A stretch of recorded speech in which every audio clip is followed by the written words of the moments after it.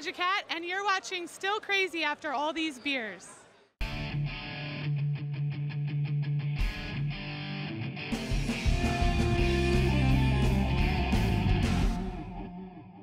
Still Crazy After All These Beers is brought to you by our friends at Michelob, crafting a better beer. And Porta Pong, the world's #1 best-selling inflatable beer pong table at portapong.com.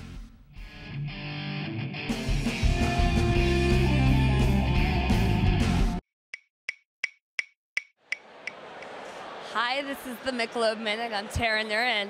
I'm here with Linda Calamano. She's the VP of Marketing for Starfish Junction Productions. You throw several beer events a year, big ones. Right. We've been to a few here at the Navy Yard. Regular fans of the show will recognize the background. Welcome back. Thank you very much. We're having a great time. Excellent, excellent.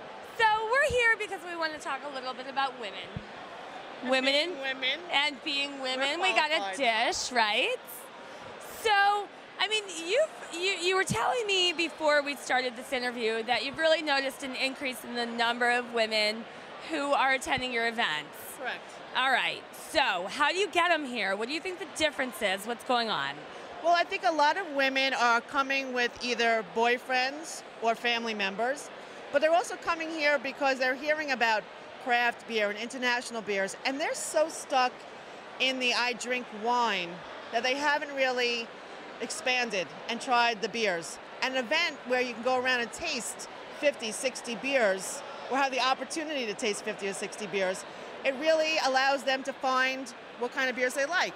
They first start out with the fruitier beers, so we've got baby steps, and then we work toward finding a style that they like.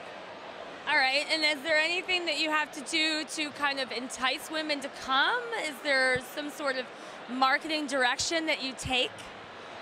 Well, we haven't done this as a marketing ploy, but there are a lot of nice guys here, nice, handsome guys.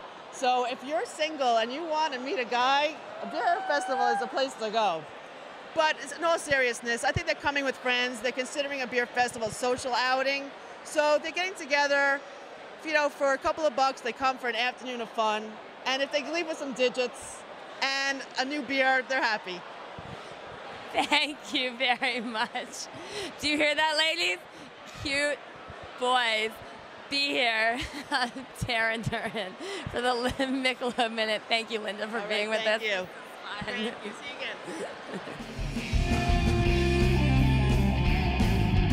And welcome to this week's edition of Still Crazy After All These Beers. And I got to tell you, John Freeman from Innis and Gunn, there is nothing better in this world than a beer that's been aged in an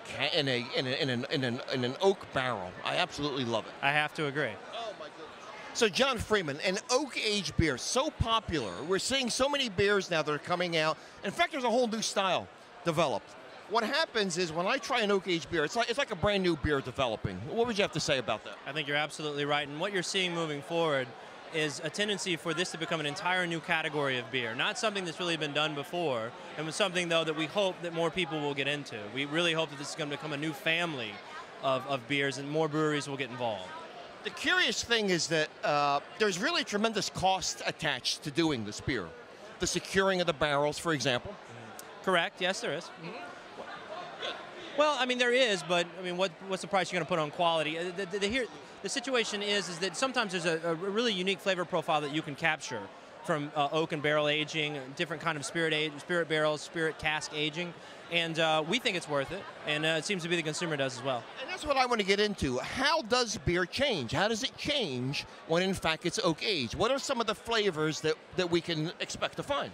Well, as much as we love beer, and it is special, it is similar to other spirits in the way that it does take on the properties of oak when it's aged in oak. So what's great about Innis & Gunn Original, for instance, is that we're able to achieve a flavor profile just through aging in a new American oak bourbon barrels that we would not be able to achieve without potentially making the body of the beer a little bit heavier, maybe the color of the beer a little bit darker, and putting a little bit more of an aggressive finish to it. We really like the fact that Innis & Gunn Original is a very easy to drink, a very light and sweet beer that it takes on oak qualities that you usually don't find in beers unless they're at least a dark red color, if not a light brown. Or That's absolutely right. Innis and Gunn is known for the fact that they're balanced beers and they're easy to drink beer. I don't want to call them session. Maybe session beer isn't a bad. It's not a bad word to say session beer. I don't think so either, and I think Craig, you nailed it when you said balance. I mean, you really get the opportunity to brew a light to medium-bodied Scottish ale, but add all the qualities you might find in a stout that you really enjoy: vanilla, caramel, butterscotch at times, but without being overly sweet. Though it's kind of a funny phenomenon. You have to try it to understand it. Because there's no way you're holding a beer in your hand that has that kind of color and that kind of texture, but that kind of flavor profile at the same time. Where did the idea then originate? Maybe you don't even know the answer to this, to decide to oak age this particular beer. In that case, it happened by, as far as I know, it happened by accident for us. William Grant & Sons was doing a series of barrel finishes for their Scotch whiskey. They were going to do a sherry cask, or do a rum cask, and they wanted to do an ale cask aging. So they went to some Scottish brewers and said, I need a medium-bodied Scottish ale that I can put into a barrel and coat that barrel. Then I want to put my whiskey in it and age it. And they were having the rum came, no problem. The sherry came, no problem. They were really having a hard time finding a flavor profile in the ale cask age that they were happy with. So finally they reached out to Russell Sharp, a well-known UK brewer, and he nailed it. He produced a light to medium-bodied Scottish ale that after about 77 days, sometimes it takes 76, sometimes it takes 81, but after about 3 months, nailed the flavor profile. And what was interesting about it, the beer was only brewed to condition the casks to then age whiskey. Yeah, the beer was never intended to be drank. It was maybe given away to brewery employees, or I'd hate to think, discarded, but so this went on for about 2 years before someone said, you really got a phenomenon there, and no one's selling it, no one's drinking it, no one's buying it. Maybe we should expand upon that idea. And that really you actually answered a couple questions I was thinking of. A, what style or styles of beer do you experiment with? And B, the time frame behind aging. Do you age it 1 month? Do you age it 3 months? Do you age it a year? And that's something, there's a degree of experimentation involved there as well. Absolutely. I mean, I compare it, now I have a new appreciation for those great lambic brewers out there that are completely letting it go wild. Absolutely. Because literally the difference, Greg, between 14 days in a barrel will completely change the flavor profile of any given beer. It's really where science meets art, which is brewing in general. We're talking Innis and Gunn, and Innis and Gunn we can find almost anywhere, right? All throughout New England, obviously Pennsylvania, Georgia, Rhode Island, New Jersey, New York, Massachusetts. But this is a situation you'll probably see. I'm just guessing and hoping that you'll see Innis and Gunn expand nationwide within a year. We're doing 100,000 cases in Canada. We're doing about 800,000 cases in Europe. We definitely want to look for the oak age, right? That's what we're looking at for this special beer. Every great brewery has to have a flagship. Look what Sam Adams did. But Sam Adams does a great array of outstanding beers, Absolutely. but you can always depend on their lager. And we want Innis and Gunn Oak Aged Original to be our flagship beer. Yes, we're going to have a rum cask. Yes, we're going to have a Highland 21. Yes, we have an IPA. Yes, we have a Canadian cask. And what's going to be so exciting about the United States with its variances of styles throughout its area is we're going to do specific cask aging for different areas. Maybe we do a northeast, maybe do a wine cask out on the West Coast. Maybe we do something regionally with the local. The possibilities are endless, and that's why we're really excited about other people getting involved in the category, because we're. Now here we are in Philadelphia, and this is a public tasting, and it's still kind of early in our day, but the response I can see has been overwhelming for these beers. Yeah, so I've been with the company now about 8 months, and every single. Now keep in mind, we have not the product's been available in the United States for about 4 years. And the Scottish, unlike the Americans, a little more patient than we are.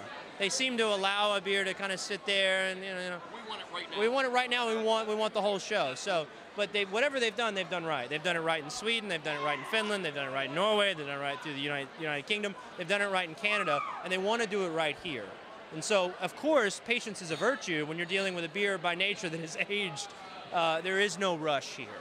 So, but after 4 years in the market, they've done very well, almost accidentally. I mean, just by simply putting the product out there. I mean, obviously, Greg, you've heard about it. So now we're in a position now where Scotland is really ready to take this thing nationwide, and you're going to see the entire portfolio of Innis and Gunn products available all throughout the United States very soon. I am going on record as telling you, John, this is a remarkable beer. So I hope people do look for it. And I think the guys in the crew, Guy, Guy, the camera guy, absolutely signs off on it. Mike, what do you think, man? Great beer. John, thanks for joining us, man. Thank you so much for your time, Greg. I really appreciate it. All right, we're going to see you next time on Still Crazy After All These Beers. Thanks again, brother. Thank you, sir. All right.